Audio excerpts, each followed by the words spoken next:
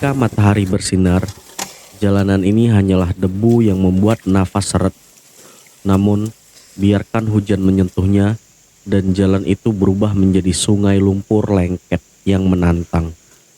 Setiap pagi, saya harus menempuh jarak 2 jam dari pusat kabupaten dan rute paling menantang adalah jalan tanah merah ini. Mentari menyapa dari balik bukit yang jauh. Tapi bagi kami, sapaannya adalah panggilan untuk memulai sebuah perjuangan. Ini adalah jalan pendidikan kami, membentang jauh dari keramaian kota yang dipenuhi lubang, bebatuan tajam, dan lumpur yang siap menelan langkah.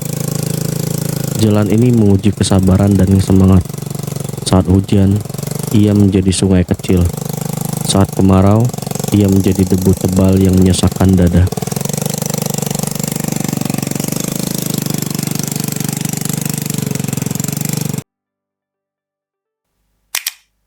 Saya Maulia Disman, dan bagi saya, hari pengajaran sudah dimulai jauh sebelum bel sekolah berbunyi.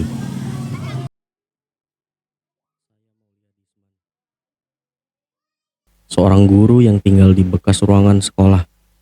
Ruangan yang sempit dan tidak permanen ini adalah penyelamat saya untuk tidak bolak-balik ke kota. Jalan yang buruk membuat saya selalu telat sampai.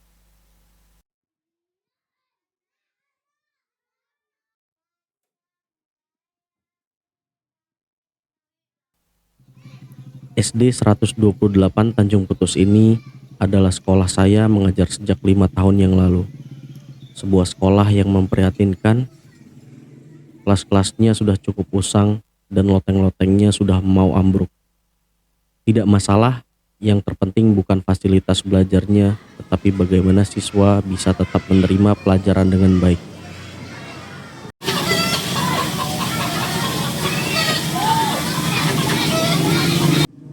Di kawasan tanpa sinyal ini, saya berjuang untuk pendidikan Indonesia. Salam hangat siswa setiap pagi menjadi energi positif setiap memulai pembelajaran.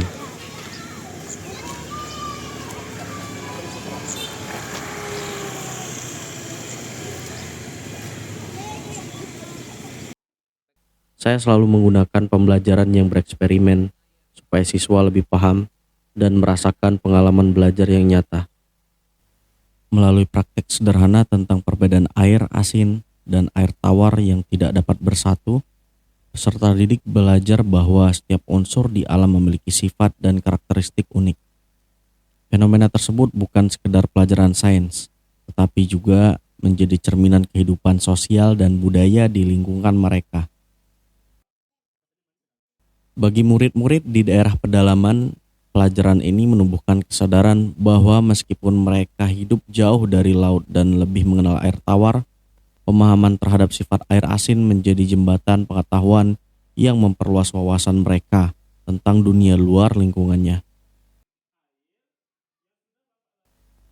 Dengan demikian, pembelajaran ini menanamkan nilai ilmiah sekaligus moral, pentingnya mengenali perbedaan, menjaga harmoni, dan menghargai keteraturan alam.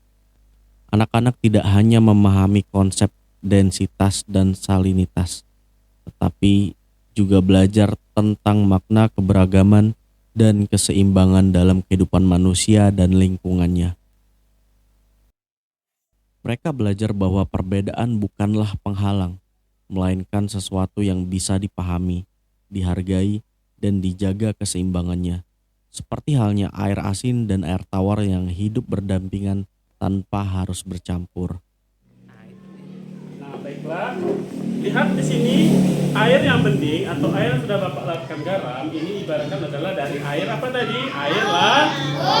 Sedangkan yang merah ini air tawar. Kita ibaratkan dengan air sungai. Jadi, kalau misalkan air tawar bertemu dengan air asin, itu tidak akan bisa bercampur.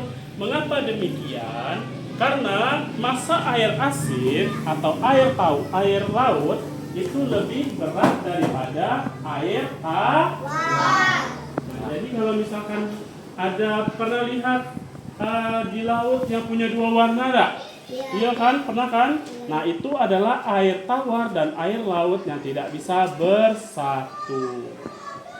Seperti eksperimen kita pada hari ini. Pagi hari di kota besar mungkin sibuk dengan deru kendaraan.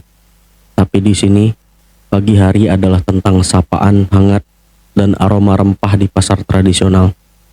Hidup sendiri memang harus masak sendiri di desa ini. Karena tidak ada rumah makan. Pasar bukanlah sekedar tempat bertransaksi. Ini adalah ruang kelas yang berbeda. Tempat ia belajar kehidupan dan menyatu diri dengan warga. Sistem data sekolah, kurikulum, hingga gaji guru, semua bergantung pada Dapodik. Dan untuk mengaksesnya, ia harus mencari satu hal yang langka di sini. Ya, sinyal. Saya harus memanjat tebing untuk dapat mengakses internet, supaya data guru-guru tetap selesai tepat waktu.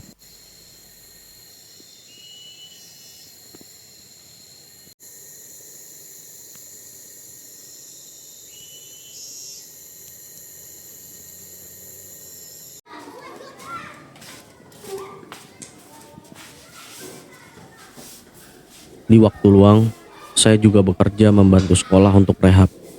Tiap sore untuk mengisi waktu luang dan berkeringat. Ini adalah bagian hidup saya setiap sore. Ketiadaan sinyal menjadikan saya lebih suka bekerja daripada bermain smartphone atau gadget lainnya, seperti aktivitas yang saya lakukan pada saat sedang di rumah di kota. Kemudian umyun artinya kemudian.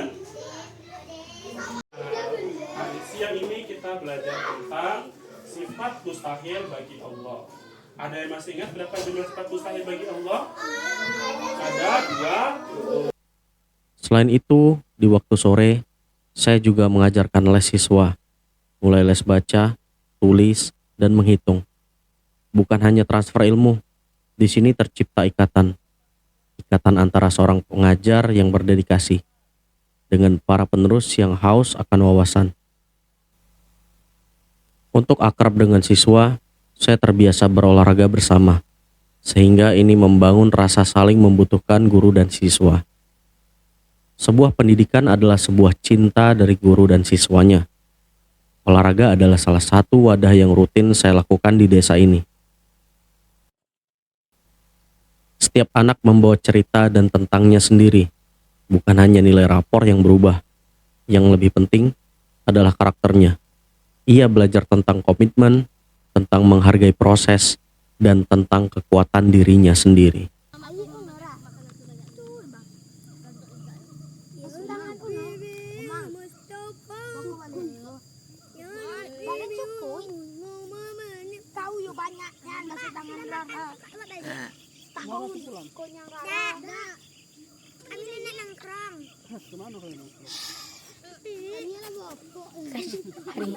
Kita mau surprisein Bapak.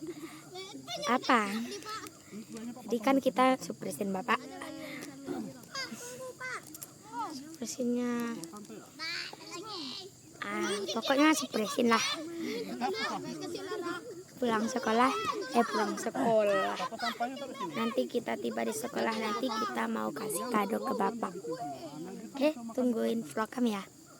Bye-bye. Belajar dengan Pak Desman mengasihkan sekali, selalu ada hal yang baru. Saya suka belajar dengan Pak Desman. Pak Desman orangnya sangat tulus dengan siswa.